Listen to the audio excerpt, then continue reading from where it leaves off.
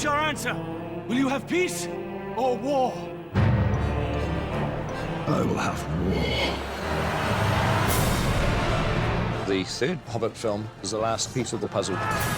So ultimately, there will be 6 movies that become a grand story that you can see from beginning to end. This was the last move in a master plan. A plan long in the making. In the end, all these threads are going to intersect. Then people are going to see each story feeding into the other because they were always all part of the same story. Before you came along, we Bagginses were very well thought of. Hello, Mr. Bilbo. Never had any adventures or did anything unexpected. If you're referring to the incident with the dragon, I was barely involved. All I did was give your uncle a little nudge out of the door. Can you promise that I will come back? No. And if you do, you will not be the same. Having done The Lord of the Rings, it was a joy for us to go back and to weave in threads and characters and setups that ultimately do pay off in The Lord of the Rings. In The Hobbit, we also layer in and introduce the resurrection of Sauron. At the end of the Second Age, when Sauron was defeated, the White Council was formed to guard against the return of that evil. There is something at work beyond the evil of Smaug. Something far more powerful. Sauron!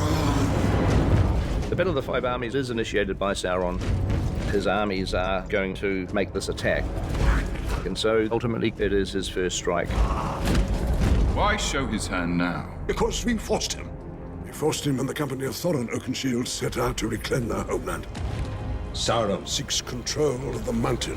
For where it lies, its strategic position. If Sauron can take the Lonely Mountain, he begins to corner the kingdoms of the free peoples of Middle-earth. Rivendell, Lorien, the Shire, even Gondor itself will fall. And so the Battle of the Five Armies is really the first conflict in the War of the Ring. It really is one of the most critical moments in the history of Middle-earth. Up until this battle, the elves and the dwarves have been at each other's throats. And so you get finally the realization that there is a greater enemy that is more important for them to be fighting rather than each other, which takes you through into the Lord of the Rings. This peril belongs to all Middle-earth. They must decide now how to end it. It's the beginnings of the pieces of the puzzle that lead to the formation of the Fellowship and the great fight for Middle-earth. But ultimately, the most important part of the battle to save Middle-earth is this little ring.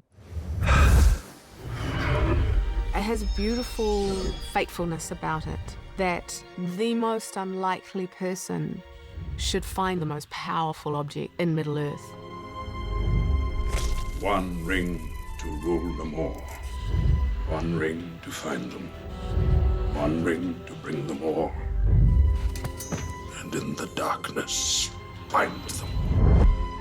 Having done The Lord of the Rings first, we were able to bring to The Hobbit the importance of the very fateful moments that occur. Most importantly of all, the fact that Bilbo doesn't kill Gollum. It's a pity Bilbo didn't kill him when he had the chance. Pity? It was pity that stayed Bilbo's hand. If Bilbo kills Gollum, Gollum is not there on Mount Doom to fall into the lava with the ring. It's easy to say, you don't deserve to exist. But there was something in Bilbo that stopped him from doing that. The pity of Bilbo may rule the fate of men. Which finally was the salvation for everyone.